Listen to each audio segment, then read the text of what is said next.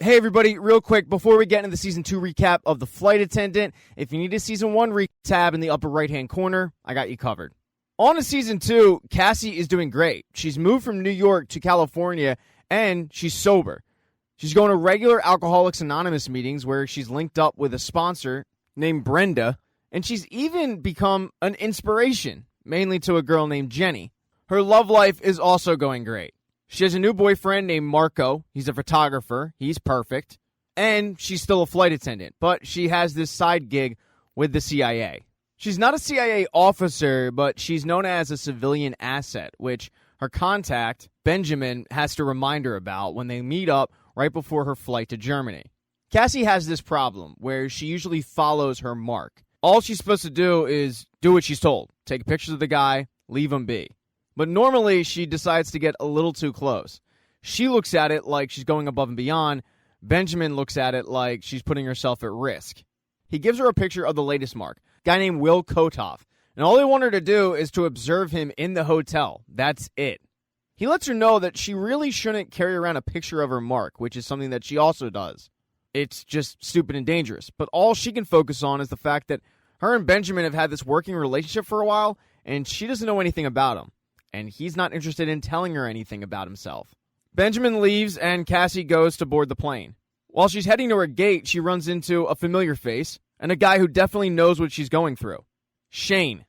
When Cassie sort of brings up the fact that they both work for the CIA, Shane has to remind her that what they do are completely different things, and that she really shouldn't be discussing it in public. They then get into each other's love life, because Cassie's relationship with Marco is going great, and Shane has met a new guy named Justin. Cassie hasn't met him, though, so she's starting to think that maybe he doesn't exist. But they definitely want to make plans to get together. When Cassie does finally get to her gate, she's disappointed because staring at her is Jada, and she wasn't expecting that at all. Jada tells her that she's Seattle-based now because she's taking care of some family things, and also that she's the lead on the flight. She doesn't want any shenanigans from Cassie. And Cassie's cool with that, telling her that she's sober now and it's a different kind of Cassie. Jada, however, will believe it when she sees it. As all the flight attendants are getting ready, Cassie meets a new one named Grace. Grace invites her out to a bar event in Germany, but Cassie says, I'm sorry, it sounds like fun, but I have to work. And when Grace is surprised to hear that Cassie has work in Germany, Cassie quickly has to cover and say that it's a computer side business. The plane ride is fine, and when Cassie finally gets into Germany, she camps out in the hotel lobby looking for Will. It doesn't take long for her to find him. But as she's trying to see what he's up to, she gets a phone call from Annie and Max, who have flown into Los Angeles to not only hang out with Cassie, but also because they're considering moving there. Annie has been out of the law game for a year, and she's looking to get a new job. She's got an interview in Los Angeles, and Max says she's nervous, but Annie says she's not. It's probably somewhere in the middle there. While trying to multitask, Cassie reminds her that if she can get her life together, then Annie's life getting back on track should be no problem. She then gets off the phone and sees that Will is walking away, so she tries to follow him, but she bumps into a couple who recognize her from the flight. Their names are Gabrielle and Esteban, and they start thanking her for a job well done on the flight, saying people don't say thank you enough. What they're really doing is trying to steal some information from Cassie. Esteban has his cell phone right next to her purse, and he's doing a data clone. By the time Cassie does finally get away from them, they've gotten 100% of whatever was on Cassie's phone. Cassie, though, is unaware. All she's focused on is keeping tabs on Will, and she finds him in the hotel bar, which can be tricky for her, not just for her sobriety, but because she now has to get close to the mark, which is something she was told not to do. She does it anyway. Sitting right next to him, chatting him up, and it turns out they both share something in common. They're both recovering alcoholics. They have a nice conversation until Will gets a text message and tells Cassie, I gotta go, but it was really nice talking to you, and he leaves. Cassie is right behind him, following him all the way to a rooftop that looks like it's a tourist attraction because it's got a bunch of graffiti and there are other people there. And at this rooftop, she sees Will go into a locker and pull out an envelope. She starts snapping photos and then continues to follow Will throughout Germany. Will walks into a hotel, goes to the front, grabs a room, and then heads up. But Cassie needs to find out what room he's in. So she walks up to the front desk clerk that Will talked to and explains that Will had invited her up to his room, and at first she said no, but she thought better of it, and she does want to take him up on that offer. But she doesn't know exactly what room he's at. While he's probably not supposed to, The guy at the front desk says he must have a type and then gives the room number. Cassie doesn't really think anything of that comment because all she wanted was the room number and she's got it. She goes to a map and sees that the room is adjacent to the street. And now she just has to find out what's going on in that room. She walks across the street to another hotel. There, she asks the guy at the front desk if she can just check out a room. She doesn't really know if she wants to stay there or not. She just wants to see what's inside. Somehow, this actually works, and the guy gives her a key to a room that is directly across from the room that Will is in. I'm not quite sure why people don't close their blinds, but Will didn't, and Cassie can see right inside, including when Will starts hooking up with a girl that has the exact same tattoo as Cassie, right on her shoulder blades. She also sees when Will starts choking this girl. But hey, we don't kink shame on this channel. Anyway, Will seems more like he's built for speed and not so much comfort or pleasure. He finishes up in about 2 minutes, doesn't kill the girl, and just gets dressed. She does the same. Cassie was taking photos of it, but she can't see what the girl looks like. All she can see is that she's blonde and shares a very similar tattoo with Cassie. But then she sees Will give the girl the envelope and the girl give Will a briefcase. And then she sees something even more bizarre. There's a couple of guys in white shirts and ties with what looks like surveillance equipment in the room directly above Will's. And it seems like they're listening in on whatever's going on in Will's room. Cassie thinks it's weird, but then she's seen by one of the guys and she has to hide behind some blinds. Apparently, literally nobody closes their blinds anymore. She takes one more peek to see that Will is leaving. So she quickly gets the hell out of that hotel to follow him again. As she's trying to get eyes on him, she gets a phone call from an unknown number, and it's Megan. Megan asks her, hey, did you get a key in the mail? And Cassie did, in fact, get a key in the mail. She didn't really think anything of it, and she can't talk to Megan at the moment because she's trying to tail Will. Doesn't matter anyway. All of a sudden, Megan hears something, drops the phone, and it gets disconnected. Cassie just figured it must have been a drop call, but it definitely wasn't. She's able to quickly catch up to Will, and when he gets in a car, all of a sudden, it explodes. The explosion throws Cassie back, and she ends up hitting her head. The explosion also caused some ringing in her ears. She's just trying to get her bearings straight when she sees a woman with blonde hair walk by, although she can't really get good eyes on her because she's trying to just stop the ringing in her ears. She's probably concussed, still dealing with ringing, and she's in a hotel, but she doesn't know how she got there. While trying to make it to her room, she's having flashbacks of talking to the police, being outside, but she's really just trying to get her bearings straight. When she gets to her room, her key doesn't work, and she has to beg one of the maids to let her in. And when she finally does get in, all of her bags are missing. She's a few days from being 1 year sober, and she looks at the hotel minibar, but puts all the bottles down. She then gets a phone call from Benjamin. She's not quite sure if she wants to answer it, and then she gets visited by other Cassie. In season 1, it was her as a child, and in this season, it's drunk, fun Cassie. And drunk Cassie doesn't believe that Cassie is over that lifestyle. Cassie reassures her that her life is better, and she is done with that life. It then moves into what to do about the phone call from Ben. Cassie doesn't want to answer it, and drunk Cassie thinks that's a great idea because Benjamin's either going to think she's dead or think she got over-involved again. When Cassie snaps out of it, she does answer the phone.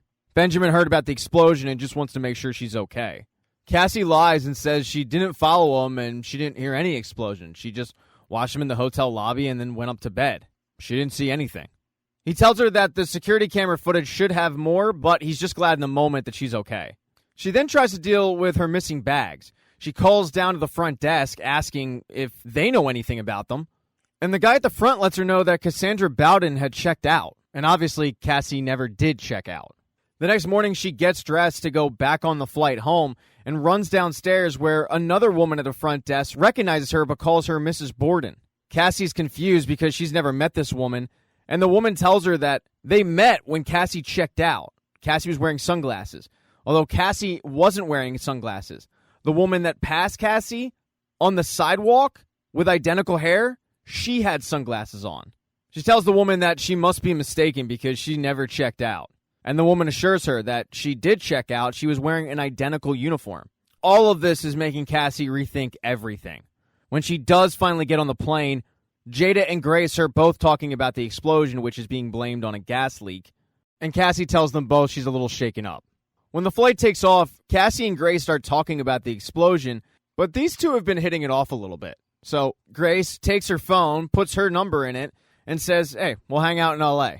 She then hands Cassie the vodka soda she made and says, can you go take this to 4A? And when Cassie goes to drop the soda off, she recognized the guy because it's the same guy that was across the street in the room above Will's, the same guy that saw Cassie. Cassie's kind of frozen still, staring at him.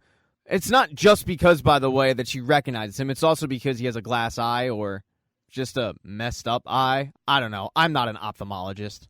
But when she lands, he's there, waiting for her. He asks her, have we met before? And Cassie quickly says no and tries to leave and get out of there. The guy, however, follows her. She's only able to get away when she sneaks off to the crew lounge. The good news is when she finally gets home, she's got a couple of smiling faces waiting for her in Max and Annie. After the initial pleasantries are out of the way, Cassie notices that Annie is wearing an engagement ring, although that isn't what Annie calls it. She starts speaking like a lawyer, like they're in negotiations, even though she's wearing it. So she's kind of engaged, but not really. Annie then starts discussing the tourist attractions that she wants to go to in California when there's a knock at the door. When Cassie answers it, she's surprised to see 2 CIA agents that tell her that she needs to come down to the field office right away. Cassie doesn't have a choice, and she dips inside and makes up an excuse that there's a person from AA who needs her help, so she's going to have to leave Annie and Max at home. When she gets to the field office, she's surprised because it wasn't Benjamin who called her in. In fact, Benjamin is in trouble because Cassie was seen on the surveillance footage near the explosion, and that's something she didn't tell anybody. Because of this, Benjamin is pretty convinced this will be her last day as a CIA anything. Benjamin gets called into his boss's office, a woman named Dot Carlson, and that's when Cassie is visited by drunk Cassie, who tells her to get closer and eavesdrop a little bit. Cassie does that, and she can hear that Benjamin is saying how much of a liability she is, and Cassie doesn't actually believe that.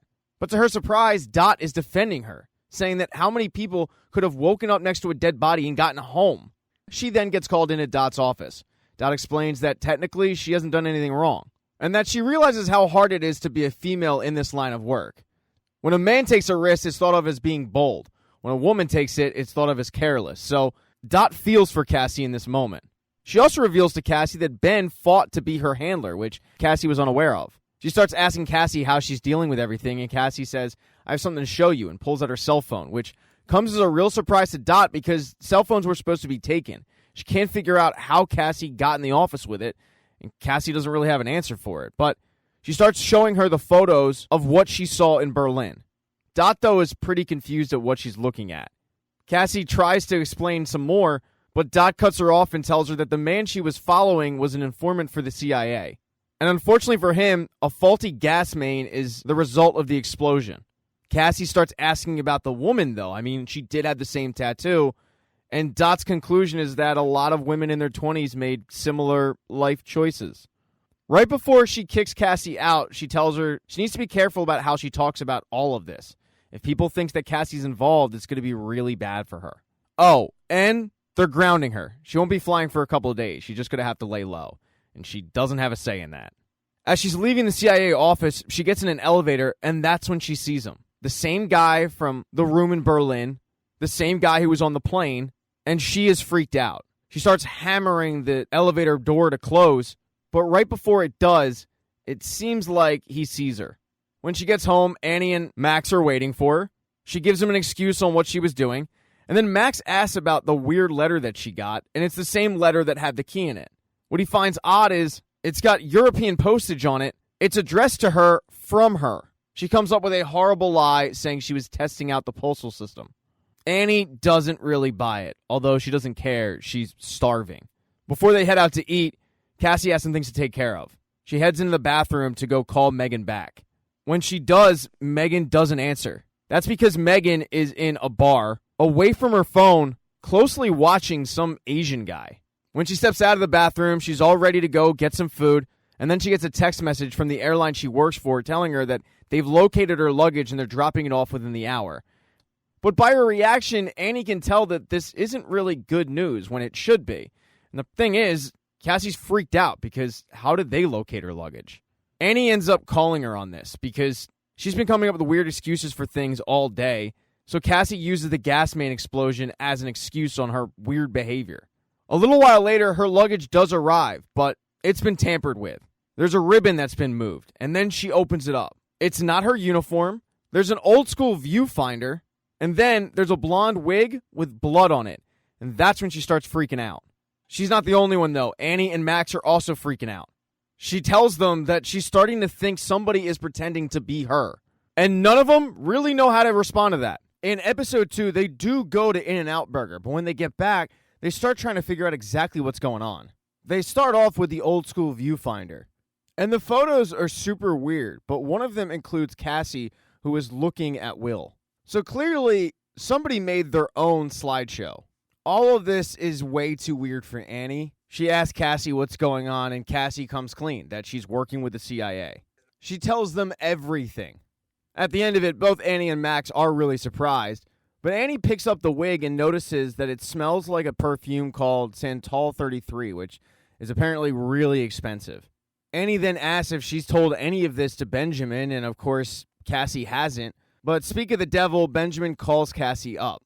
He tells her that they're going to debrief tomorrow about the trip to Berlin, and they have a lot to discuss. Cassie starts freaking out. She doesn't really know what to do.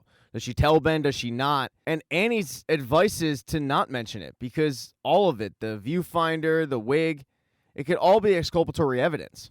Annie asks her, do you have anybody at the CIA you trust? And of course, Cassie does have Shane, but she also knows that Shane will tell her, stay out of it, let them handle it. Their conversation on how to solve this gets interrupted when Marco comes to the door. And Max, right off the bat, loves Marco, but he doesn't really have time to get to know Marco because Cassie hurries him into the bedroom to get some sleep, saying he looks exhausted. In reality, Cassie doesn't want Marco to overhear any of this because she hasn't told him about it. Everybody then goes off to sleep, but Cassie can't sleep. And that's when she realizes there was something out of the ordinary. It was Grace. There was a bunch of little hints that she didn't notice in the moment, but now looking back on it, they do look suspicious. Like Grace was wearing this scarf that was completely out of date. Why would she be wearing a 2-year-old scarf? She also joked around that she's not a good person. She also has short hair, so she would need a wig. She's a flight attendant, so she'd have access to the luggage. The best part is Grace gave her her number and address. She can just pop on by and start poking around, see if anything looks weird. Annie, though, thinks that is a terrible idea because what if Grace is actually dangerous? She warns her not to do that. Reluctantly, Cassie agrees to not go to Grace's. After all, she does have a lot of errands to run, like she's got to pick up donuts for the AA meeting. And it's a big one. It's going to be her 1-year anniversary. Annie's also busy that day. She has her big interview. And while she's off doing that, Max is going to try to figure out what the photos are of on that viewfinder. So everybody kind of heads in separate directions, but Cassie doesn't do as she said she was going to. She calls Grace up and asks if she wants to hang out. Grace says she'd love to, but she's having a baking issue. It's a, quote, sourdough emergency. That's too bizarre to not be real, yet it also is too suspicious to be real. Cassie doesn't really believe it, and she parks outside of Grace's apartment to see where she goes. And Grace doesn't go to a bakery. She goes to an airport. A small one, where she sees Grace give a man in a small Cessna a bunch of money and he gives her a package. All of it is very suspicious. She's going to have to deal with it later because she has to get to her AA meeting, though. She shows up with 4 boxes of donuts, but she's not the only one.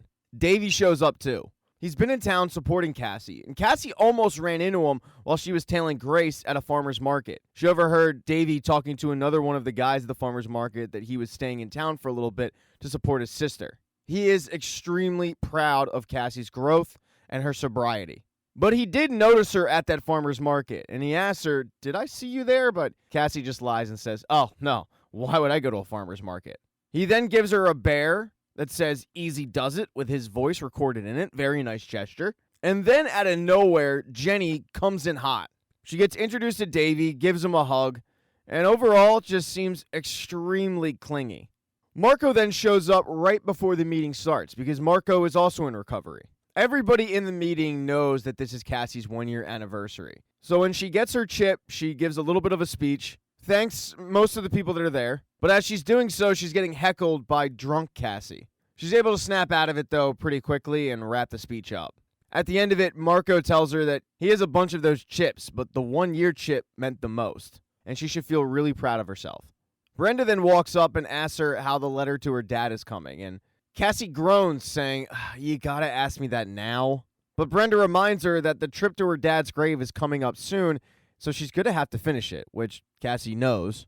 Davey then comes over. Brenda, Davey, and Cassie are talking a little bit, and the conversation once again gets interrupted by Jenny. She starts congratulating Cassie on the 1-year sobriety, but Cassie gets distracted when she gets a text message from Grace telling her that she's free to hang out now. Cassie tells her, "Great, I'll be right over." She walks back over to Jenny and Davey and tells them that she has to go meet up with a coworker. She completely forgot about it, but she's hoping Davey can meet them for dinner that night. Davey can't. He doesn't want to be a fifth wheel. Plus, Jenny just invited him to her favorite restaurant, which he's going to take her up on. So Cassie leaves Davey alone with Jenny and heads off to go, quote, hang out with Grace. She's a little nervous to go in. After all, she doesn't know if Grace is actually a killer or not. But Grace is just relieved that somebody texted her back. She tells Cassie a lot of times people say they want to hang out, and then they just flake. The first thing that Cassie notices in Grace's place is her amazing bread. I mean, it looks like it's fake. Out of a magazine, it's so good. Grace then hands Cassie a glass of rosé, and she's a little confused when Cassie doesn't drink it. Cassie seems to tell everybody that she's in sobriety, but for whatever reason, she doesn't tell Grace this. Instead, she says she does like it and just holds the glass. They start walking through Grace's place, looking at some of the things she has, and Cassie finds out that Grace used to be in the Army until her line of thinking didn't really match up with their line of thinking. She also has some pretty weird art pieces. The woman is a total enigma, but she did just get done with a workout, so she does want to take a quick shower, which is going to allow Cassie to search the place. When Grace heads into the bathroom, Cassie is visited by drunk Cassie, who is pressuring her to break her sobriety after a year. After all, who would know? Cassie doesn't, pouring the glass out and searching Grace's bedroom. She sniffs all of the perfume, but none of them match up with the perfume from the suitcase. She also doesn't find anything in her drawers. And when she peeks into the bathroom, she doesn't see a tattoo on Grace's back. She walks out to the living room where she sees the package that Grace got from the pilot at the airport. She opens it up, and it's just lollipops, and she's pretty confused, but she gets caught by Grace. Grace tells her that the lollipops are a little bit of a side business because they're medical-grade fentanyl lollipops. She sells them to cancer patients. She seems extremely passionate about being a drug dealer. It creeps Cassie out a little bit, and she just wants to get out of there at that point. So she makes up a bad excuse and tells Grace that she'll call her later. While Cassie was trying to figure out if Grace is truly a killer or not, Max was able to figure out what was on the viewfinder. He did a reverse image search, and one of the items is from a statue in a park not too far away. He tells this to Annie when she gets back from her job interview that she bombed. And when Cassie gets home, the three of them head off to the statue. They start looking around, but there's no clue on why this was on the viewfinder. And they're not quite sure what to do. After a little bit of looking around, they just decide to leave. But they are unaware that they're being photographed by somebody with blonde hair. The three then head home and get ready for dinner that night, where Marco joins them. It's a celebration for Cassie's sobriety. During the conversation, Annie makes mention that this is the longest relationship she remembers Cassie ever being in. She asks Cassie how the chip ceremony went, and she says it went great. After that, I just walked around Santa Monica and went to my friend Grace's. And when Annie hears that she went to Grace's place, she asks for a meeting with Cassie alone in the bathroom, where she yells at her for doing exactly what she said she wasn't going to do. Cassie's excuse is, "You should have known I was going to go." She then tells Annie that it's not her. She didn't have any tattoos. The perfume didn't match up. She's just a flight attendant / drug dealer / sourdough baker. And all of this is frustrating for Cassie because she just wants to look the person in the eye and say, why me? She feels like she's just standing there waiting for something terrible to happen to her. Annie tries to calm her down, but it doesn't really work. While those two are having a meeting in the bathroom, outside, their boyfriends are hitting it off. Max is head over heels. He's got a man crush. And while Marco is flattered, he tells him that it took a lot for him to get to this point in his life. Addiction really cost him a lot. A marriage, for one, and he doesn't see his daughter a lot. But he is thinking about asking Annie to move in with him. And that is something that Max is all for. So when the four leave the restaurant, Marco pulls her aside and asks her if she wants to move in. She doesn't really know what to say, and she gets saved by a phone call. But it's from Eli, Megan's son. Eli hasn't heard from his mom in a year, but all of a sudden, he got a weird Snapchat from her. It was a weird message that she said, send to Cassie. And the message is just a bunch of emojis that Cassie's supposed to put together for a message. She has no idea, though, what it means. When Eli tried to snap her back, the account had been disabled. Cassie reassures Eli that his mom does really love him, and she's going to try to take care of it and figure out what it all means. She calls Megan, but Megan doesn't answer. Wherever Megan is, she's on edge. She went out to the woods and started looking for poisonous mushrooms, which she finds. She's got some kind of recipe book, and she's muddling them up when the door starts opening, and she grabs a knife. A woman walks through that Megan recognizes, and the woman puts on a record and asks Megan to dance with her, which Megan does. So whatever Megan's up to, it's weird. Cassie then goes home with Marco. That leaves Annie and Max to go back to Cassie's place. But when they get there, it's weird. It looks like a guy is breaking in. And that guy is Esteban. The same Esteban from the hotel in Berlin. Annie for sure thinks that he's got sketchy behavior. But he makes up a lie that he's staying across the way in an Airbnb with his wife. And he must have just gotten the houses confused because they look so much alike. When Gabrielle comes out, she's got a taser gun behind her back that both Max and Annie can't see. They continue to perpetuate this lie that they're staying at this Airbnb. The old couple that lived there went out of town, when in reality, the old couple is bound and gagged in a closet. And then finally, Davey and Jenny did go out to eat. But Jenny reveals to Davey that she's the host of a true crime podcast, a podcast that focuses on normal people who are in murder situations, just like Cassie.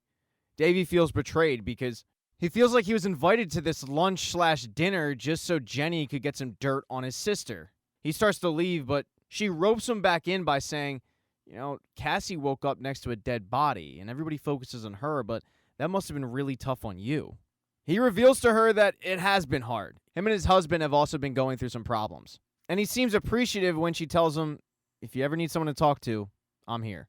In episode 3, over at Cassie's place, Gabriella and Esteban had gone back in the house where they can hear everything that's being said over in Cassie's place. While they listen in, they're also simultaneously dyeing Gabriella's hair blonde. And a little while after that whole dust-up happened, Cassie and Marco arrive at her place. He tries to pick the conversation back up about moving in, but Cassie just deflects. They promise to see each other the next day, and she heads in. The first thing she does is head to the bathroom. She's got to decipher this emoji code. And with the help of drunk Cassie and hungover Cassie, who's a new member of this group, the three Cassies are able to decipher that Megan is in Reykjavik. She wants Megan to bring her the key, and it's an emergency. So even though she's grounded, early in the morning, she dresses up like a flight attendant with plans of being on the first flight out to Iceland. As she's writing Annie and Max a note explaining why she won't be there in the morning, Annie comes out. She starts lying to Annie, saying something came up with the airlines and she has to head out early. But Annie reminds her she already revealed that she works for the CIA, so she doesn't have to explain herself, but she also doesn't have to lie. She does ask Annie to keep looking at the Viewmaster, see what she can find out, and Annie assures her that both her and Max are still on the case. Cassie then heads off to the airport, but when she gets there, she ends up running into Grace. Grace asks Cassie if she's going to Germany. She really hopes she is, but Cassie says no. She then notices that they're at the gate for Iceland, and Grace tells her that she's not allowed in Iceland because she used to date a girl that was Icelandic, and it must have ended badly. Cassie, for whatever reason, doesn't want Grace to know anything, so she lies to her and says, no, I'm actually going to get a coffee. Grace tells her that they should still hang out and to text her when she gets back. Once Grace is out of view, she heads over to the gate to get the free seat that they give to the flight attendants.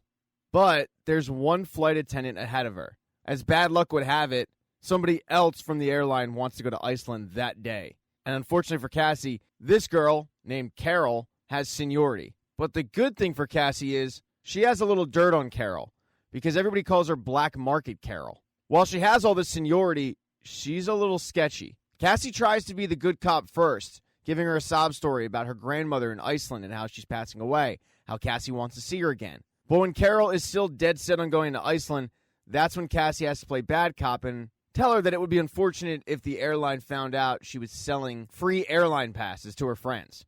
This causes Carol to fork over that seat pretty quickly. Cassie then boards the plane, but as she's sitting in her seat, a familiar face comes on board as well. And it's Shane. Normally, Cassie would be thrilled to see Shane, but she's not. She just wants a drama-free trip, and Shane doesn't really give her that option. He thinks it's fishy as hell that she's going to Iceland. And Cassie has to make up some lie that she's going there for an ice sculpture festival, which Shane knows isn't true. When Shane goes off to do his job, Cassie goes into her headspace.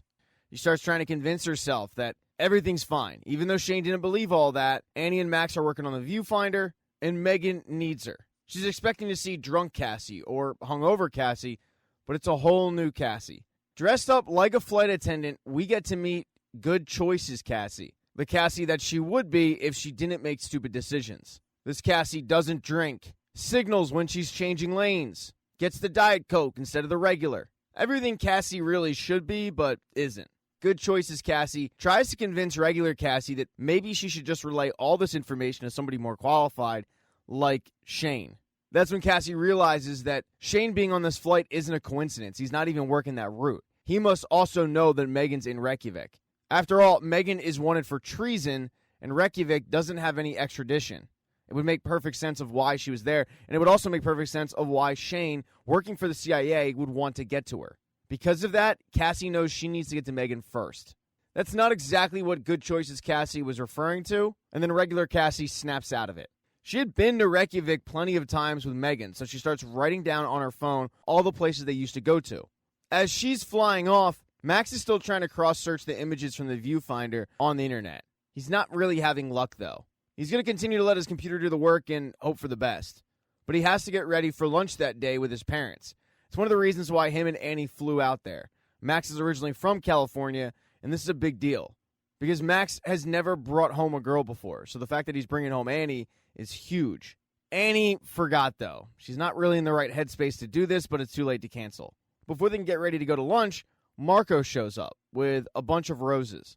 He gives Annie some AA proverb about climbing back up the mountain because Cassie told him that she was really upset over bombing her interview. And then he asks, is Cassie around?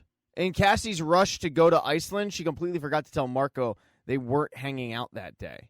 As soon as Cassie lands, she gets a phone call from Annie alerting her to the fact that Marco is in her place trying to take her to breakfast.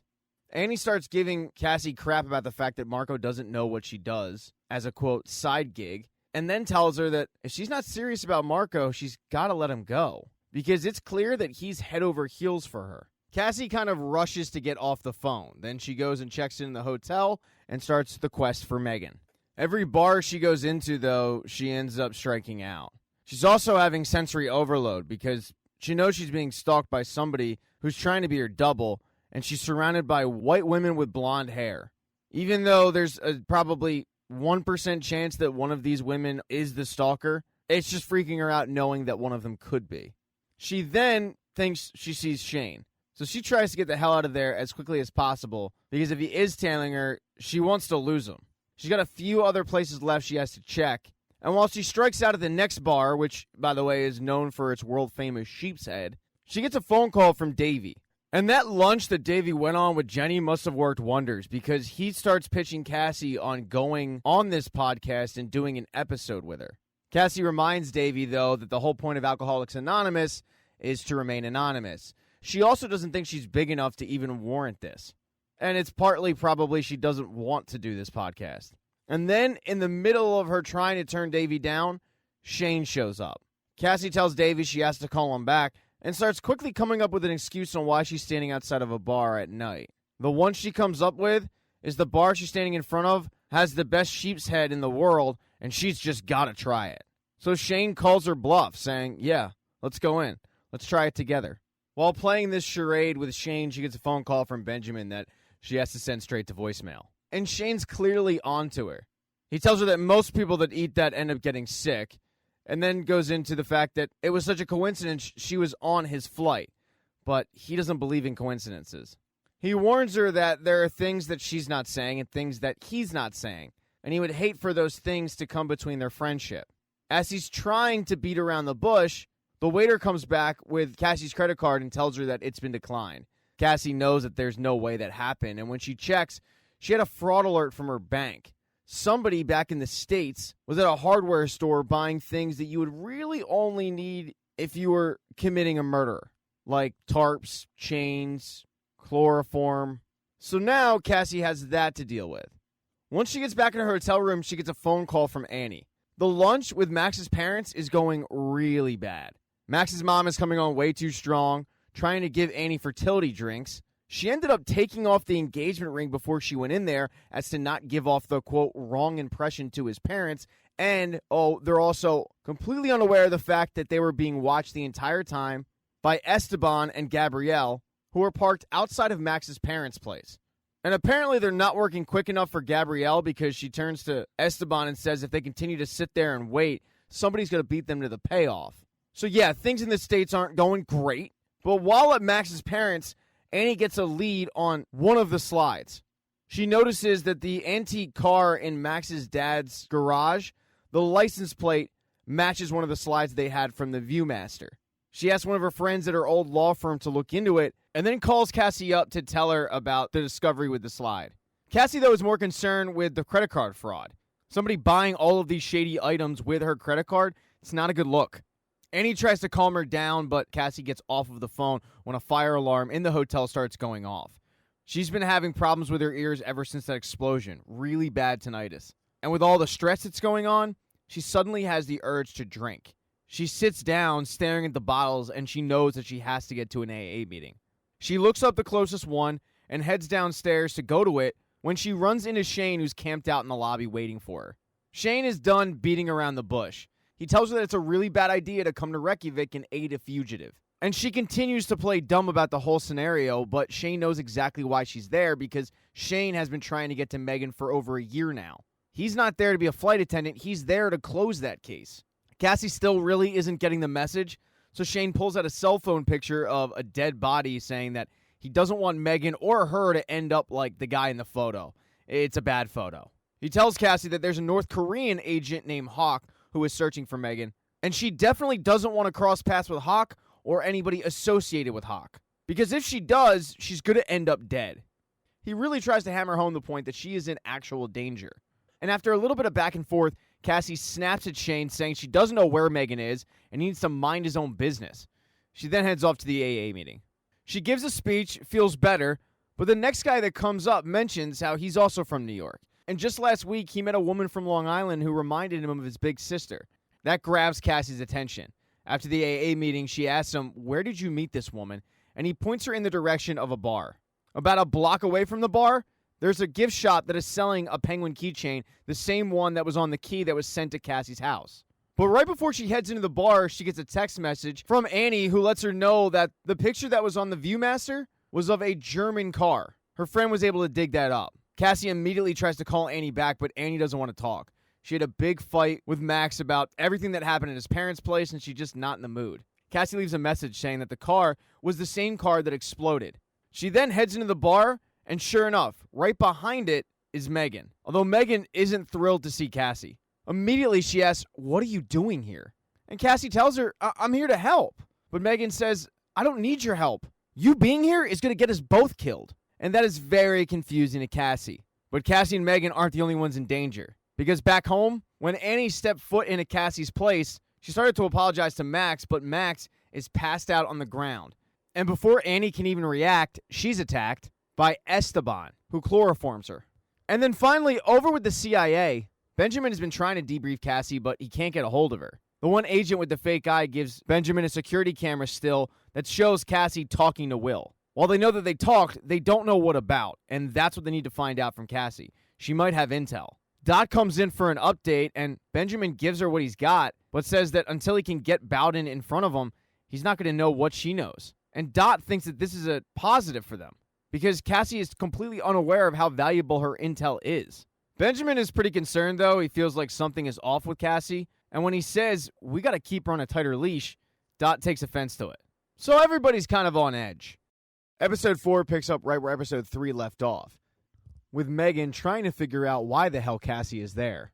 Cassie explains that she deciphered the message and it said to come, but Megan says no. The message wasn't to show up to me. I'm not the Queen of Long Island. I was asking you to bring the key to our friend Cherry, who works at the Long Island Strip Club. She tells her that the key belongs to a lockbox that she used to stash evidence against the North Koreans. She wants to use it to try to make some kind of deal because she doesn't know how much longer she can honestly stay safe. The door then opens up and that Asian woman that was dancing with her in her apartment shows up. Megan introduces her to Cassie and her name is Charlie. And Charlie has heard a lot about Cassie, so she's very excited to meet her. Charlie runs a bunch of tuna fishing boats out of Nova Scotia and sells them to the black market. Cassie thanks Charlie for keeping Megan safe, and Charlie says, "That's okay. She's a pretty special lady. I have a pretty big crush on her." And then she walks away. So Cassie definitely thinks that maybe in Iceland, Megan plays for the other team, but Megan says, "No, all we do is dance." Megan goes on to explain to Cassie that she also has a bounty on her head, $500,000 to whoever gets her to the North Koreans. And there's a man from North Korea that hunts her. He's in the area and he stops by the bar every night, which is why Megan has to hide in the back. Cassie realizes that if this guy is in the area, they've got to get Megan out of there really fast, and she tells her, "I have a plan." But Megan says, "No, me and Charlie have our own plan. We're going to kill him." Every night he comes in and orders the same drink, so Charlie's just going to poison him with mushrooms. Too much of that and it kills you. They all of a sudden hear the door open and they know that it's the North Korean who's hunting them, the guy named Hawk that Shane told Cassie about. Hawk comes in, sits down, Megan hands him the drink, but right before he goes to sip it, Cassie's phone goes off.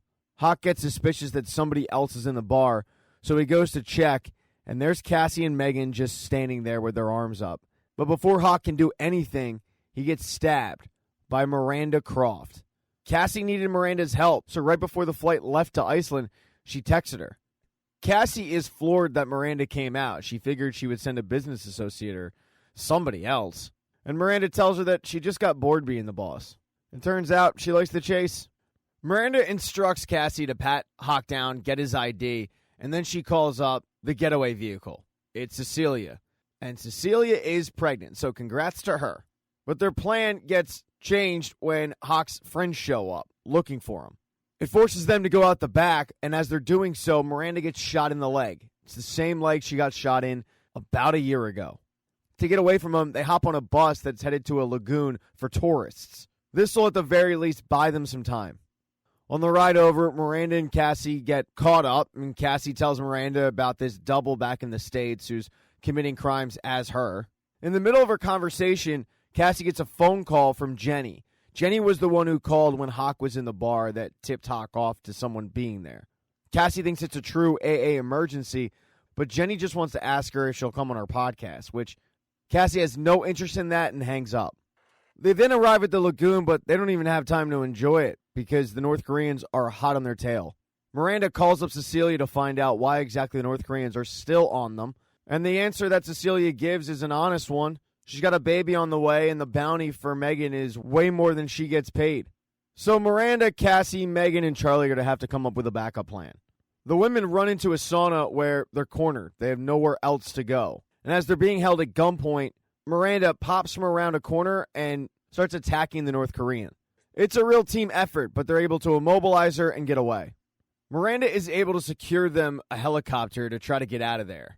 But right as they're about to get on it, Cassie gets a phone call from Shane.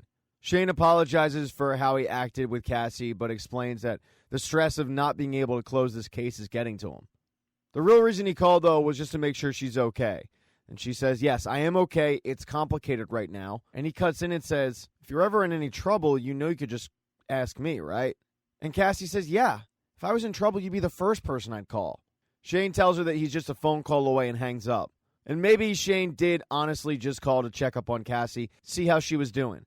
Or maybe the real reason that he called was to try to figure out if Cassie was involved in the murder at the bar back in Iceland, because he, along with the Icelandic police, have located Hawk's body.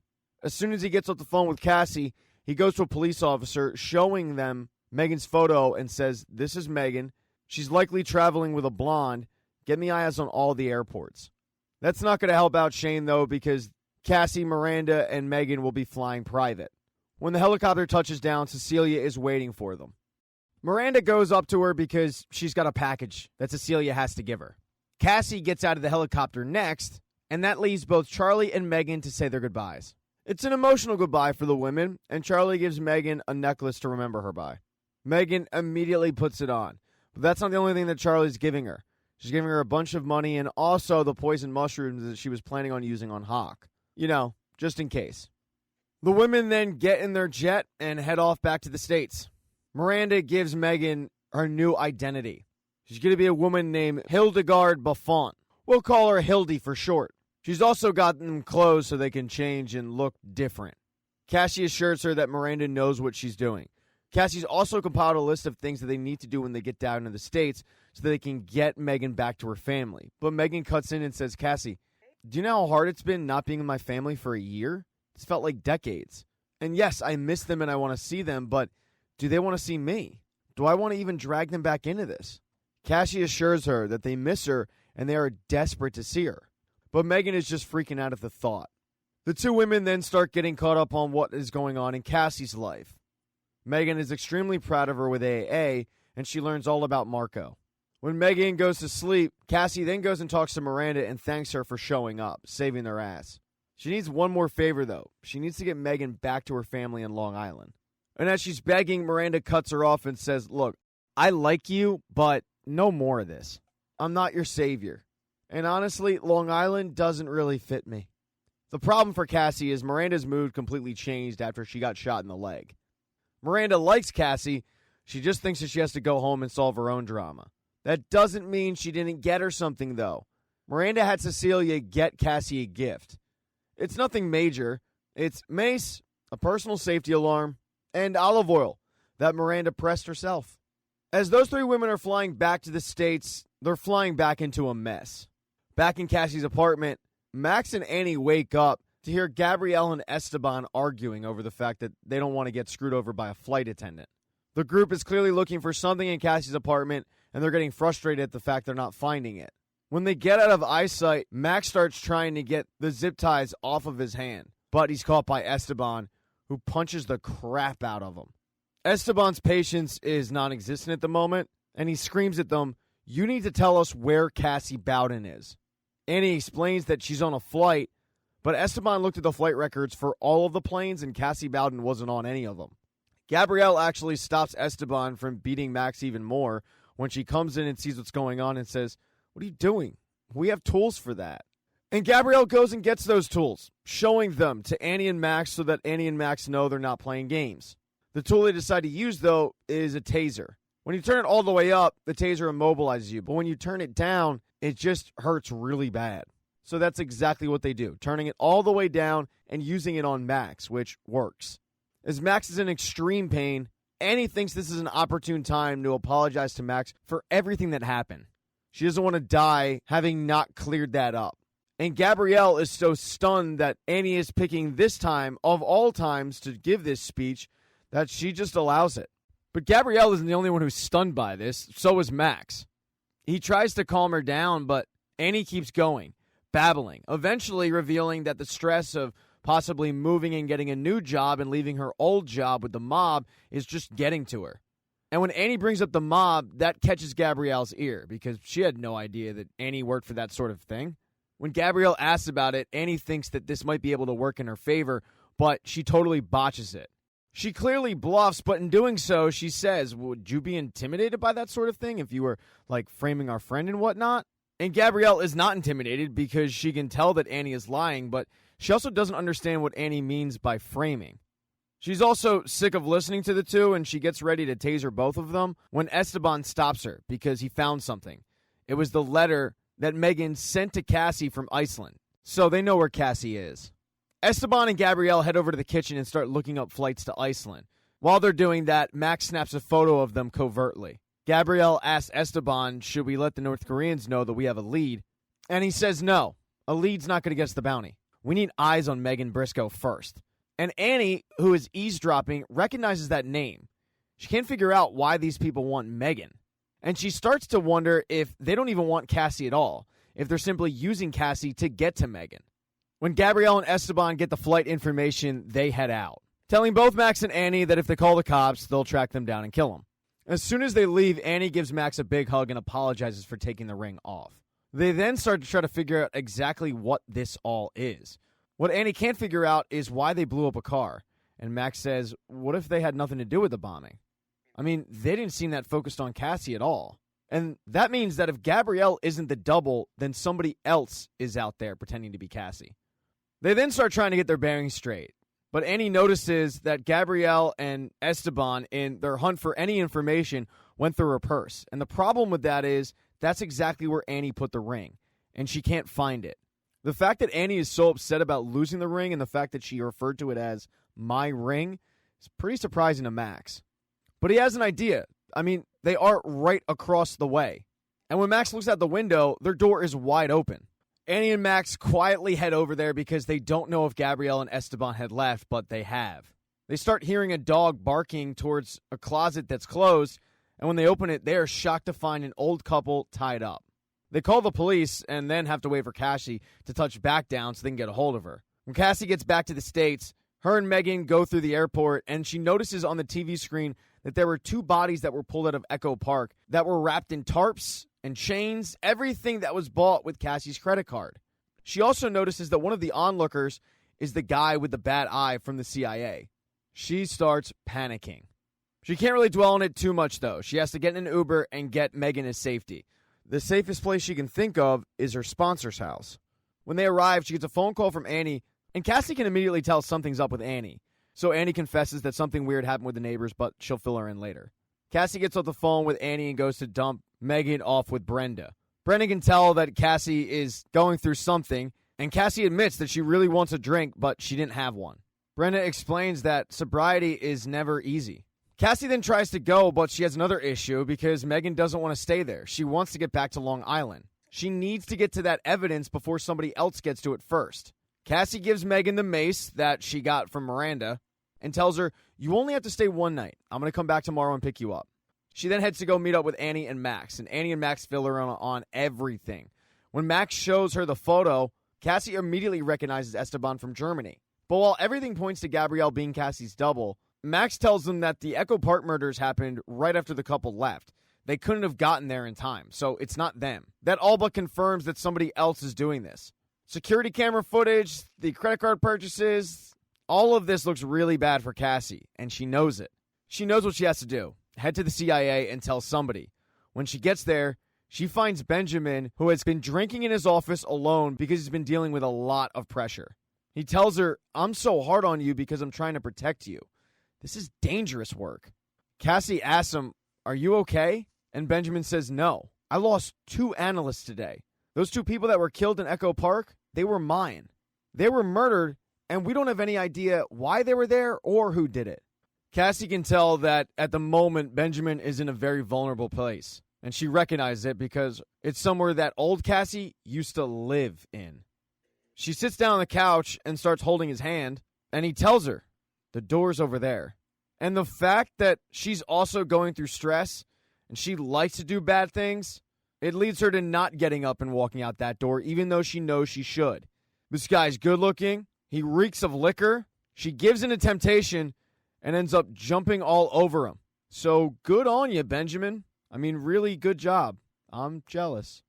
In episode 5, Cassie and Ben ended up falling asleep in his office, and Cassie's the first one to wake up.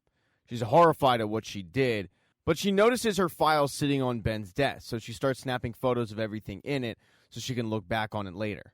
She tries to covertly sneak out of there, and she's almost at the door until she's caught by Dot. She tries to cover by telling Dot that she was supposed to do a debrief with Benjamin, and she was just in the neighborhood, so she tried to give it to him, but he's not in his office. And Dot maybe buys it, but switched the conversation to what happened in Berlin, saying that maybe it would benefit Cassie if she just saw a counselor, because she just seems on edge. Cassie reassures her that she's fine, and Dot tells her, "Well, if you need to talk to somebody, you have my number. That's what it's for." As Cassie makes her way into the elevator, she notices that this conversation is being watched by Benjamin, who tries to sneak out of eyesight before Dot sees him, but it's too late. Dot saw him. When Cassie gets back to her car, she doesn't quite know what to do, so she ends up calling Shane. She sounds crazy because she's talking at a frenetic pace, but she explains to Shane that she didn't know who else to call, but she's pretty convinced that somebody has stolen her identity. She brings up the 2 murders in Echo Park and how they were CIA agents, and that's something that Shane didn't know.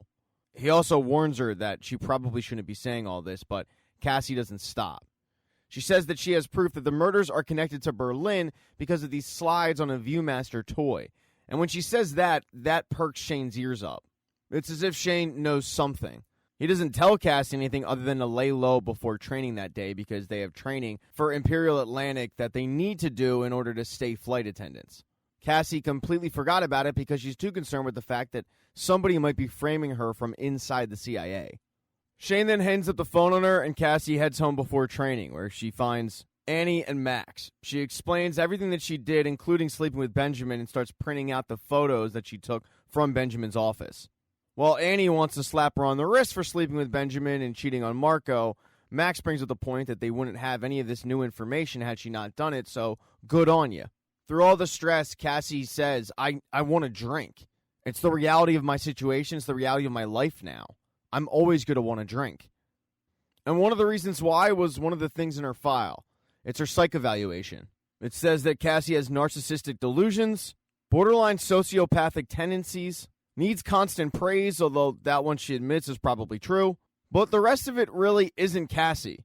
It's painting the picture of Cassie, though, as a possible killer, and that's what concerns her. The rest of the items in the folder were grainy stills that sure as hell look like Cassie, but Cassie, Max, and Annie know it's of the double. The most incriminating piece of evidence, though, is her missing glove from Berlin that is at the crime scene from Echo Park. That one's pretty damning. The only hope that she has is the evidence that she could find on the Viewmaster. So she asks Annie and Max for it, but they let her know that the couple that broke in took it. Not exactly the news that Cassie wanted, so she heads off to training, but when she opens the door, there's Marco, standing there. He asks Cassie, why have you not been returning my calls? And she starts telling him that she's got a work thing she has to get to, if they could talk about it later, but this has been a trend with her, this work thing. Marco says there's clearly something going on here. Cassie puts the blame all on herself, saying that it's her at the moment, it's nothing to do with him, all the while trying to get out of the conversation, but Marco keeps persisting. And she gets so stressed out by the badgering that she blurts out, I slept with somebody else. Cassie then gets a text message from Brenda asking her to call her, but it couldn't come at a worse time because Marco demands some answers. And Cassie gives him possibly the worst answer she could. I guess I just forgot about you. Marco can deal with the cheating. He can't deal with the fact that she, quote, forgot about him. So he tells her, my daughter would have absolutely loved you, and then walks off. Cassie gets to training, but the only person she really wants to talk to is Shane. She wants to find out if Shane got any new information. And through a friend at the agency, he was able to get security stills from a bunch of different places that clearly have the double who is posing as Cassie. Without the Viewmaster, though, there's really no context. Cassie has to explain that she doesn't have it and she's currently trying to get it back. She then shows Shane her psych evaluation, telling him that I didn't say any of these answers, but he's more concerned with the fact that she stole a federal document, and she reveals to him that she got it because she slept with Benjamin. After letting her know how stupid of a move that was, he tells her that there's very few people that could have doctored a psych evaluation. They have to stop the conversation, though, because Jada comes over. She's in charge of the training, and she's going to kick it off. But right before they start training, Cassie gets a phone call from Brenda. She tells Cassie that Hildegard, a.k.a. Megan, left. But it's not like Cassie can really dive into that because she currently has to go through training. And as Cassie is going through training, Megan has made it all the way back to Long Island. She went to the strip club looking for her lockbox. She doesn't find it. Jerry, the girl that Megan left it with, is now running the club, and she was renting out that room to a deadbeat who she had to kick out, and when she kicked out the deadbeat took everything in it with her, including that lockbox. The only saving grace for Megan is Jerry's pretty convinced she knows how to get it back. They head to the deadbeat's trailer, asking her for the lockbox back, but the deadbeat pulls the make me card. When the deadbeat insults Jerry, Megan sticks up for her, yelling at her, but the whole time she's really just distracting her as she puts some of the mushrooms in the woman's drink. She figures after about a half hour, this woman will be knocked out and they can just go into her place and grab the lockbox themselves. It works. Later that night, they're able to sneak into the woman's house and get the lockbox. When Megan gets back to the club, she ends up buying Jerry's car off of her, checking to make sure everything's in the lockbox, and then taking off. But back in California, Annie and Max had nothing to do while Cassie was in training, so they decided, we got to get that Viewmaster back for her. Through talking it out, they realized their best option to get the Viewmaster back is reverse tracing the bugs that Max found all over Cassie's apartment. That's how the Diazes knew everything about them. As Max starts going to work, Annie starts talking about what happened the other day and what she said, but she gets cut off because it doesn't take Max long for him to get into the Diaz's laptop. He realizes, though, that they had hacked into his laptop the previous day and took all of his information. All the shady stuff that he did, the Diazes now know about it. So the only option they have is to go find the Diazes, get the Viewmaster, and get the laptop. They can't let the Diazes have Max's information. Max and Annie head on over to where the Diazes are located, and Max is able to find out more information on them and how dangerous they truly are. I mean, these two are serious bounty hunters we're talking here. They then notice that the Diazes are home, and as the Diazes are about to have some adult fun, Max sneaks in, stealing the laptop, the Viewmaster, but then circling back for something else. Annie's ring. He's unable to find it, and Annie convinces him to get the hell out of there before he gets caught. When they get back to the car, Annie starts reaming him out for trying to go back to the ring because he could have gotten himself killed. But he explains that he had to go back for that ring because he spent months trying to pick the correct ring. And when she opened it up, he realized that he got it right. And even though she made it super clear that she doesn't care about the ring, he does. That's a little bit of food for thought for Annie. They end up calling the cops on Gabrielle and Esteban, saying there's a domestic disturbance, and that allows them to get out of there. At this point, Cassie is out of training, but by choice. She gets so stressed out by her coworkers, mainly Carol, that she gets up and leaves. She doesn't really have anywhere to go, so she ends up heading to Grace's. Talking to Grace does make Cassie feel better, especially when Grace tells her that she likes her and she doesn't like many people. Grace, though, gets a phone call and tells Cassie, I gotta leave, but I'm gonna finish this martini. There is another one, though, in the shaker if you want it. And Cassie starts thinking about it. Her inner self starts talking to her, and she gives in. She takes the extra martini and drinks it. After leaving Grace's, the first place she heads is to a convenience store to get more alcohol, but she ends up running into a familiar face, Jenny. They both do the pretty awkward, hey, what are you doing here? Because both of them are holding alcohol, both of them being members of AA. Jenny blames it all on her boyfriend, saying that he's still hung up on his ex.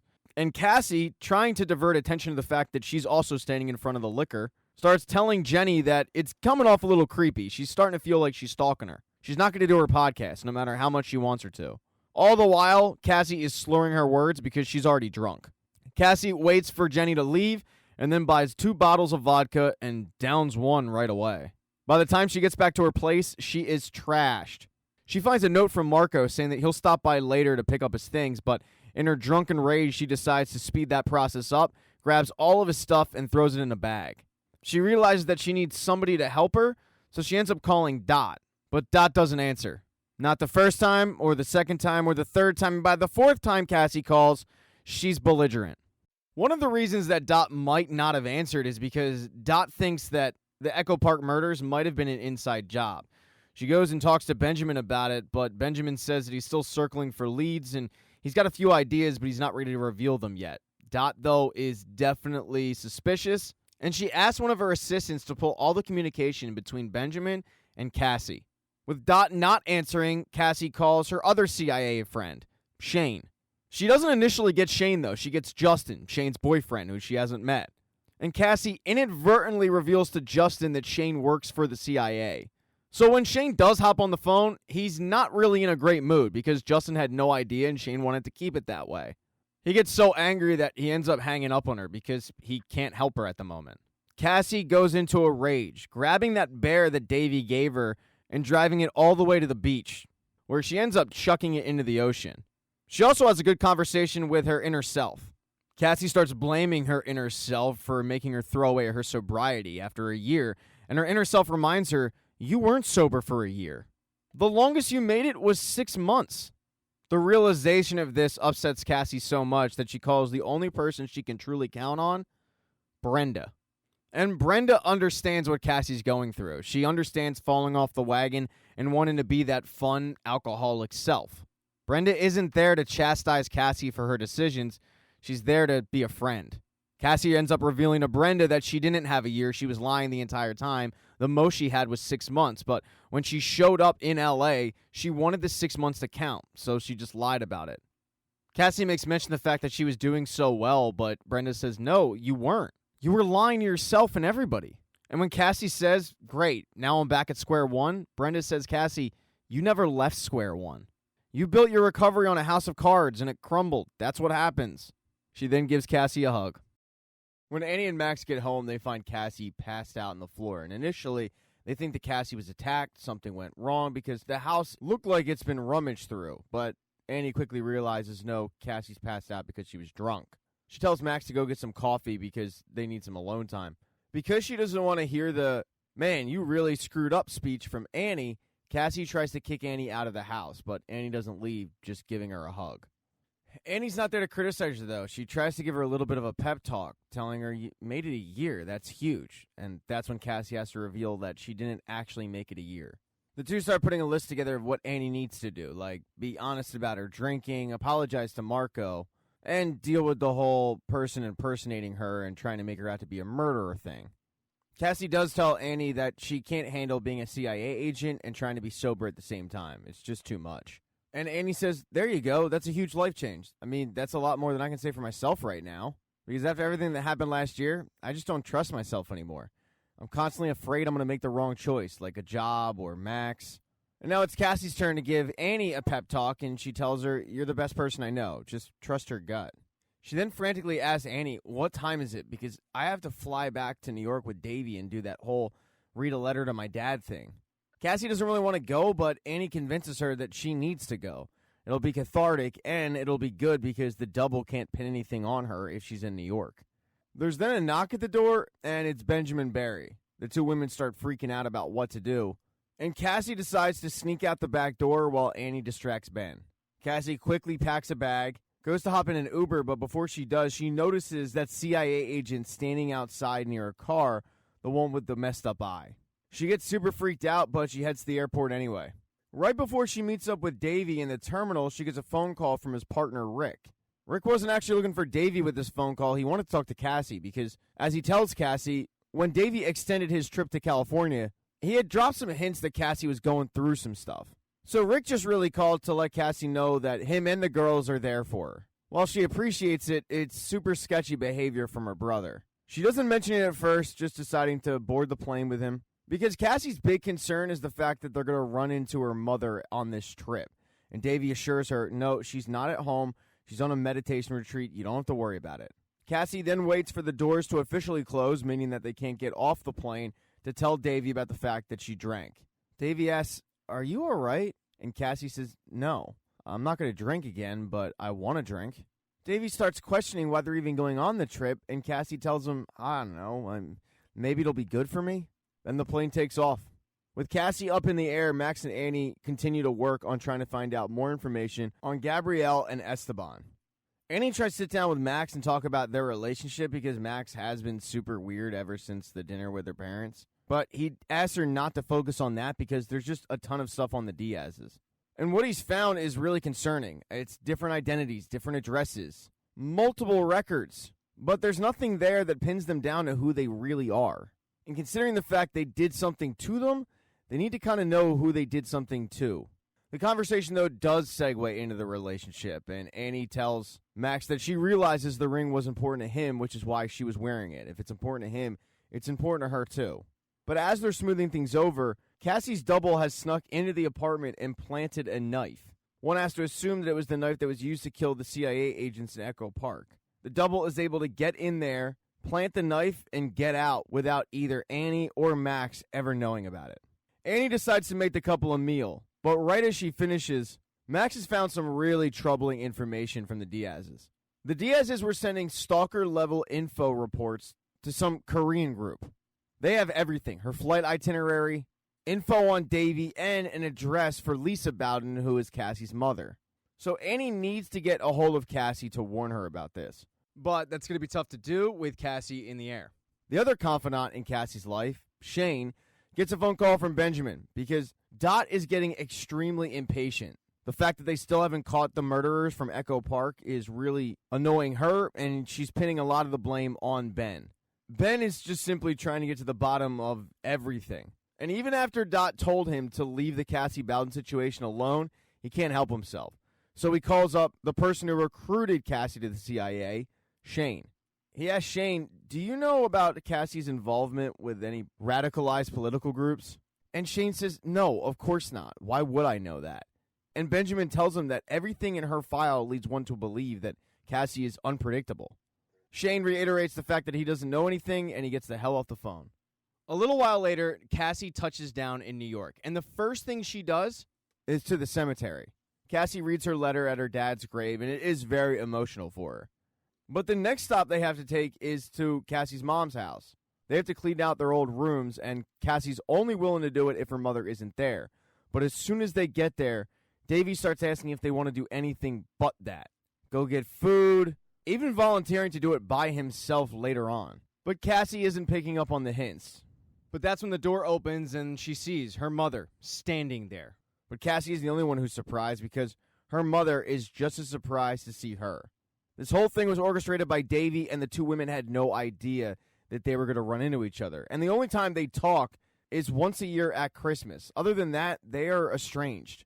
Cassie gets a lifeline when her phone rings, and it's Annie trying to get a hold of her, but Cassie ends up sending it straight to voicemail. When Cassie walks into the house, her mother is yelling at Davey for trying to play matchmaker.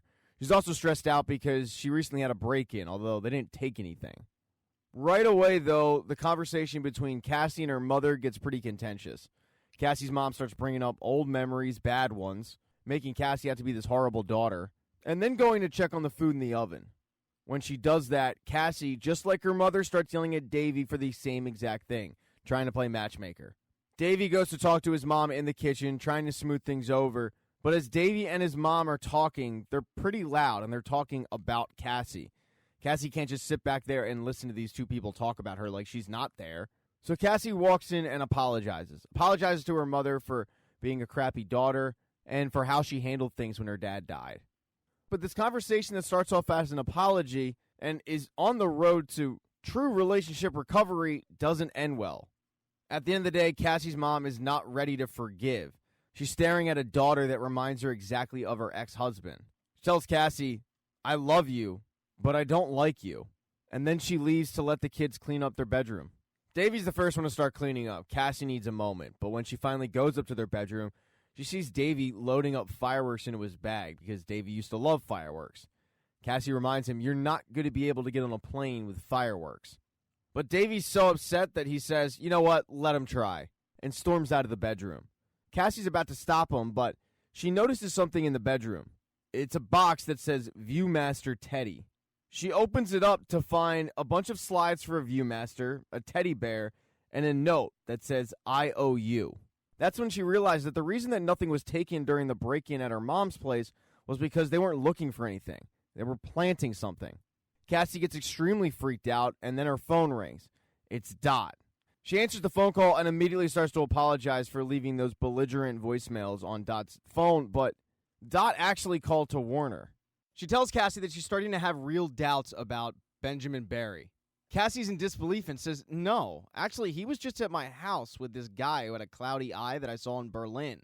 Dot right away knows who it is. It's a guy named Officer Jones, and she refers to him as Benjamin's errand boy. But she's also very surprised to hear that Officer Jones was in Berlin. Cassie then tells Dot that Officer Jones was also at Echo Park Lake. Dot seems a little stressed out about all this information and tells Cassie, "We have to meet." It's going to be tough for Cassie to do because she is in New York, so Dot tells her, "Get on the first flight home and be careful." But Dot is unaware of the fact that all the while Benjamin is watching this conversation from the parking lot. As soon as she gets off the phone, she hears Davey yell that there's a car outside idling. And when Cassie goes and looks outside, she sees a bunch of Korean guys get out of their car. Cassie can figure out that this isn't going to be a pleasant house call, so she tells Davey, grab everything, and they sneak out the back. They head to an abandoned lot not too far away with a bunch of broken down cars. But they're followed by the Koreans. They hide behind a truck, and Cassie quickly fills Davey in on what is going on, and Davey can't believe that she didn't tell him about any of this. And Cassie turns it on Davey saying, "Well, I can't believe that you haven't told me anything of what's going on with Rick." Davey admits that him and Rick are going through issues. They're taking some time apart. He didn't want to go home, so he made up the excuse that he needs to be in California for Cassie. He figured it was better to help her fix her life than for him to fix his. They then hear one of the Koreans shout that they only want to talk about where Megan is. But both Davey and Cassie know they need to get the hell out of there. So Davey, using the fireworks from his bag, creates a distraction by lighting one and sticking it in the fuel line of the truck. The truck explodes, creating the distraction they need to get away and get on the plane.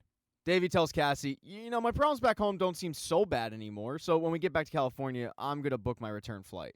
Cassie then starts looking at some of the slides from the Viewmaster, and one of them it comes across Davey recognizes. It's boat registration tags. Cassie had no idea what they were until Davey told her. Right before the flight takes off, though, she gets a phone call from Shane. He explains to her that Ben had called him that day about her. He thought it was weird. Then he saw an internal memo for a person of interest that fits her description.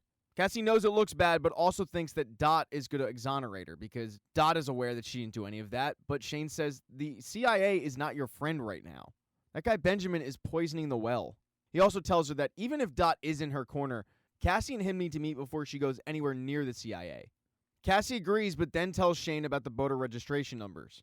And that boat is a boat called Cream and Sugar, where that night, Officer Jones is standing outside of it, seemingly being a watchdog for a meeting inside the boat, when he's approached by the blonde woman, who shoots him and gets ready to go on board. And then quickly we'll give you an update on what happened with Megan. Since she's in Long Island, she wants to stop by and see how Eli's doing. The answer is not great. He quit the swim team so he could pick up more shifts because after what happened with Megan stealing secrets, his dad lost his job. So Eli needs to now help out. He also tells his mom that they had to sell the house to pay the legal bills. She then asks Eli to help facilitate a meeting between her and Bill.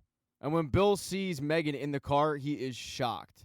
The first thing he does is demand some answers, why she did what she did. And she tells him, I want it to feel special. While Bill felt like their relationship was fine, Megan felt like it had just stagnated.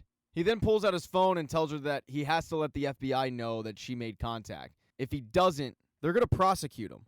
He doesn't want to do that, so he does give her a head start, but he tells her goodbye, gets out of the car, waits for Megan to leave, and then he phones the FBI. In episode 7, while you thought that maybe Megan would leave town, she didn't. She ends up sticking around and kind of stalking Eli. And it doesn't take long for the North Koreans to find her. They let her know that they're aware of Eli's entire schedule. And in order to forget that schedule, all she has to do is come with him and hand over any flash drives she kept. She agrees, and they walk over to the trunk of the car that she's driving. She opens it up, and when he bends over to look in, she attacks him, knocking him out. She grabs his phone and closes the trunk. Starts looking through it and sees an interesting text chain. It's a text chain that says that Shane Evans was a CIA agent who was tailing her in Iceland. So she calls up Cassie, who's got her own problems, and asks Cassie if any of this is true. If there's a possibility that Shane had followed Cassie to Iceland to find her. And Cassie tells her, he was already on to you. He didn't follow me.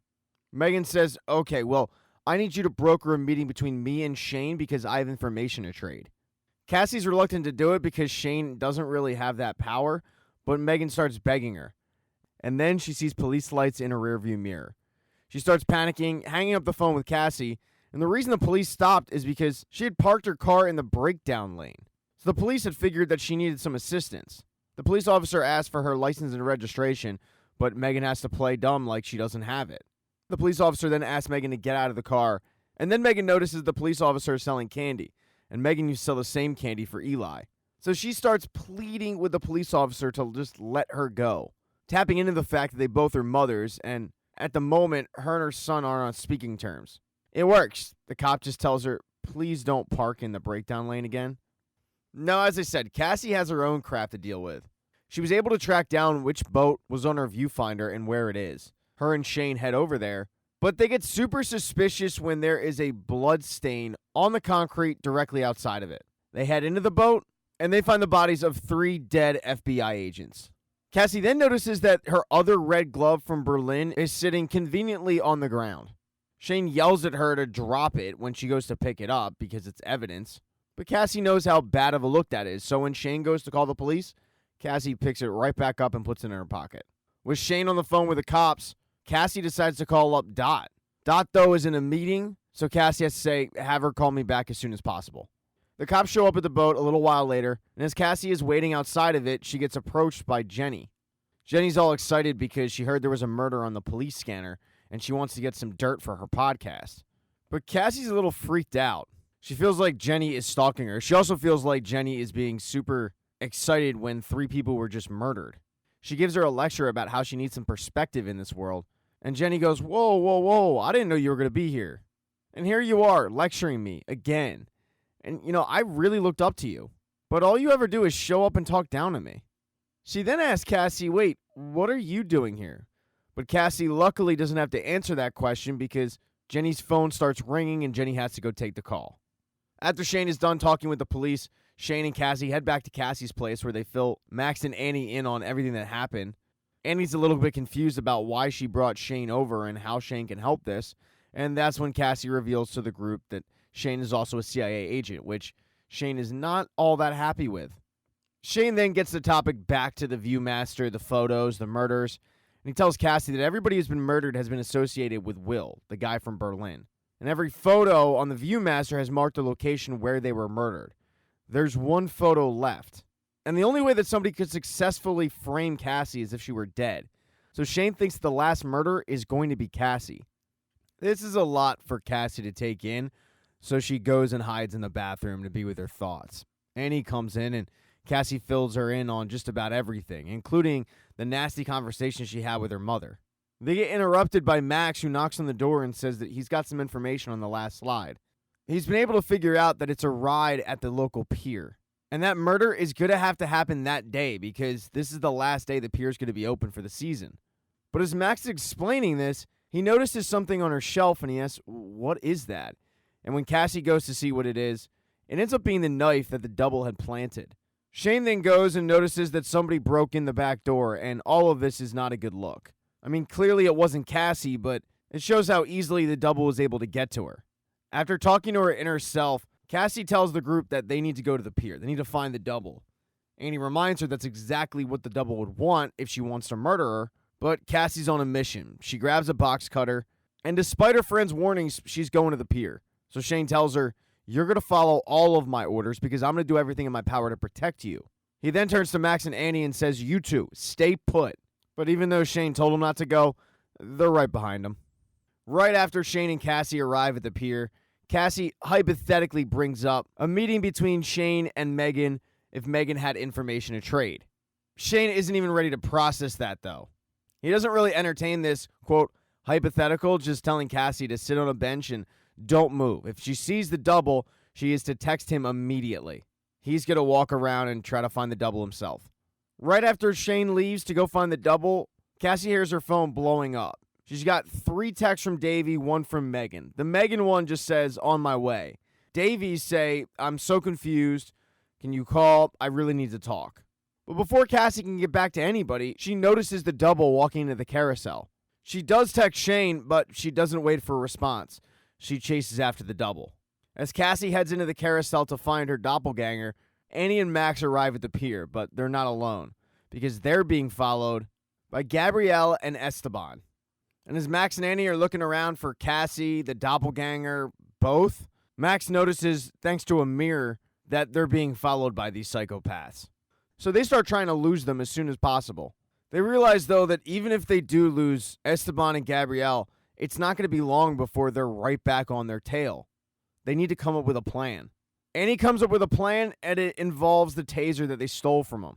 It basically involves Max being bait, causing a distraction that gets Esteban and Gabrielle's attention and distracting them for long enough so Annie can use that taser. It works. Esteban and Gabrielle chase Max all the way to underneath the pier, and Annie uses the taser on Esteban first, and she showed up at the perfect time because Gabrielle had a knife to Max's throat. Max is able to take Gabrielle down, and then Annie shoots Gabrielle with the taser. Annie then looks down on Gabrielle's hand, and Gabrielle was wearing her ring, so Annie took it back.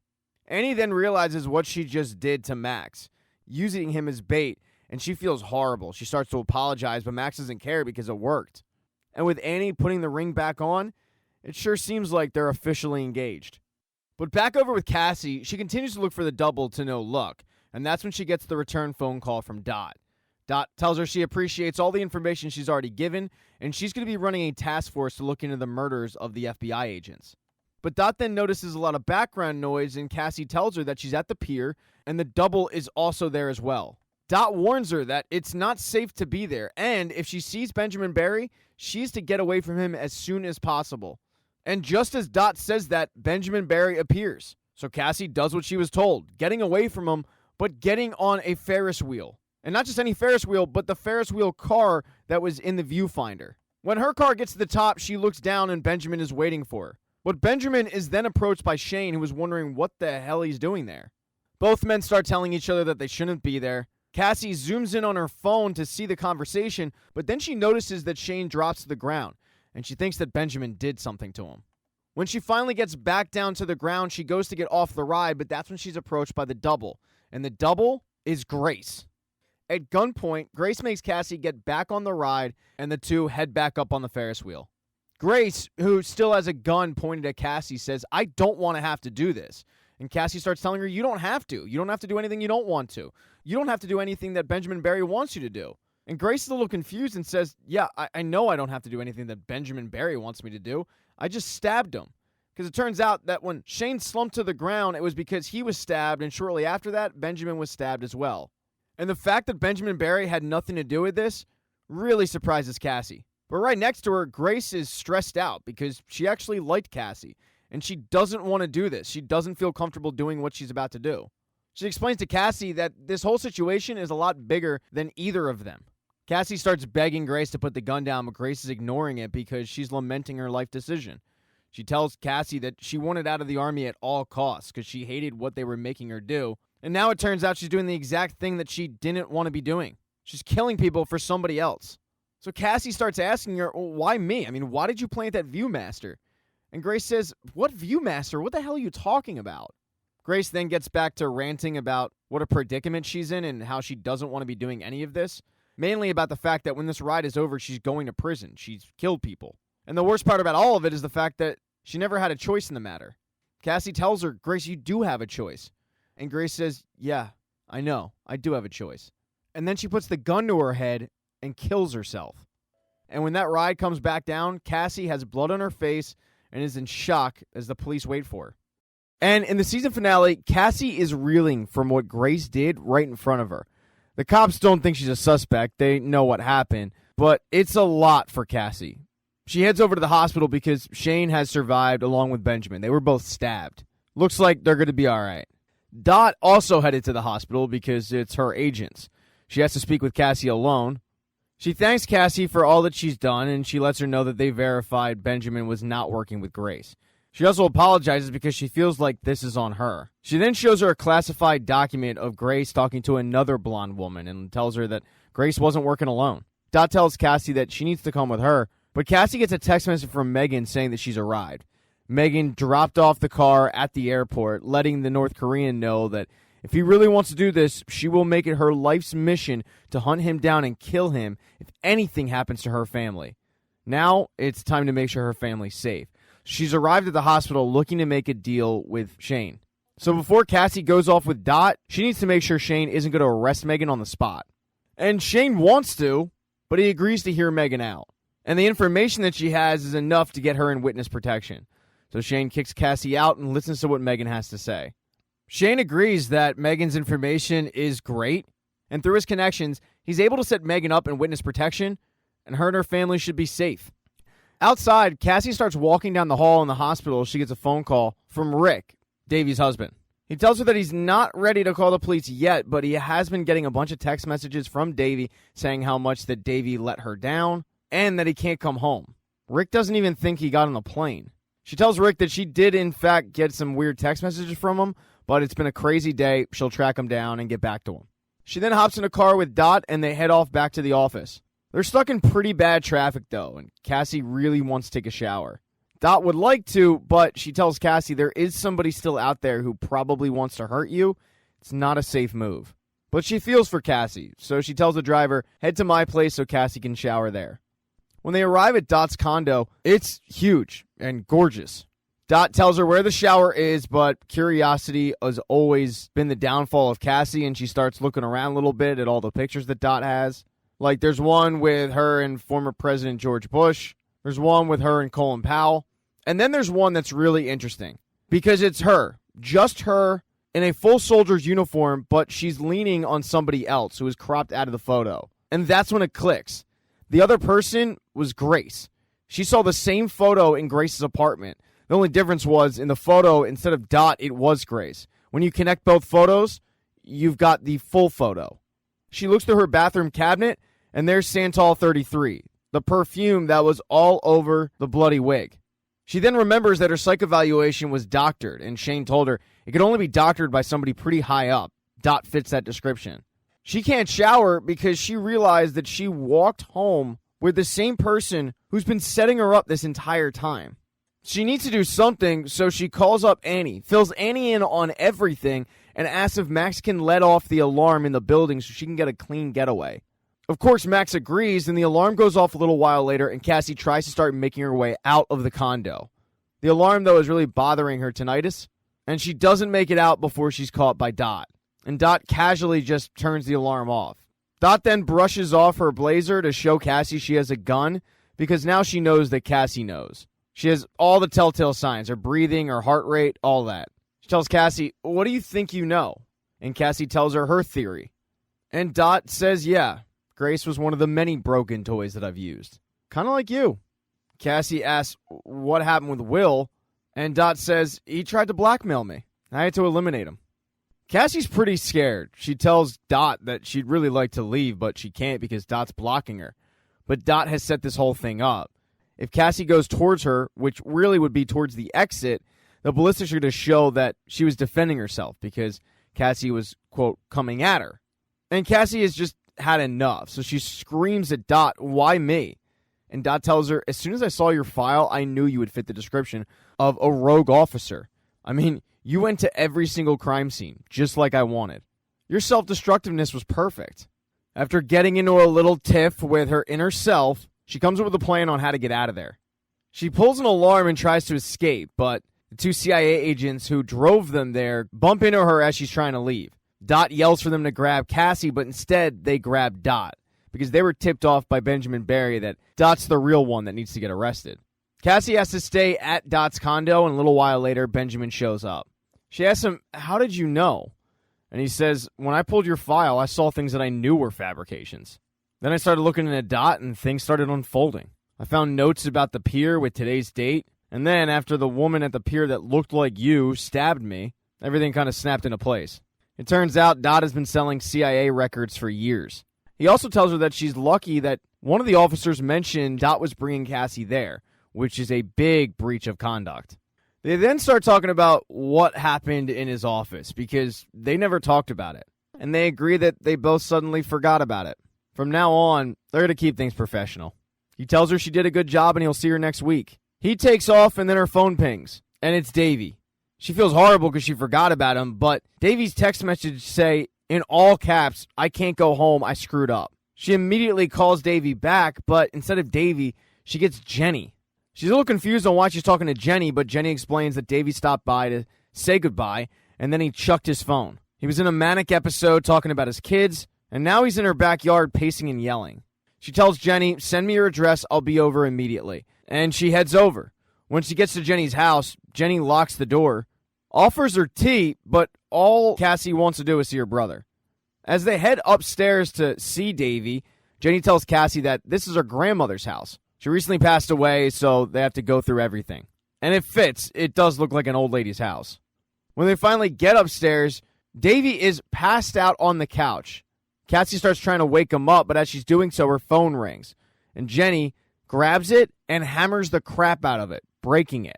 Cassie turns around and sees Jenny hammering her phone, but she also notices this entire vision board of Cassie. Everything that happened with the Alex Sokolov situation, and any time she's ever been in the news. But there's words under pictures like liar, psycho, floozy, and then right next to that vision board is another vision board. But this one is all positive and all about Felix. That's when it clicks with Cassie that every time Jenny talked about her boyfriend, she must have been talking about Felix. Cassie yells for Davey to wake up, but Jenny tells her, "I knocked him out full of Ativan. He's going to be sleeping for a while."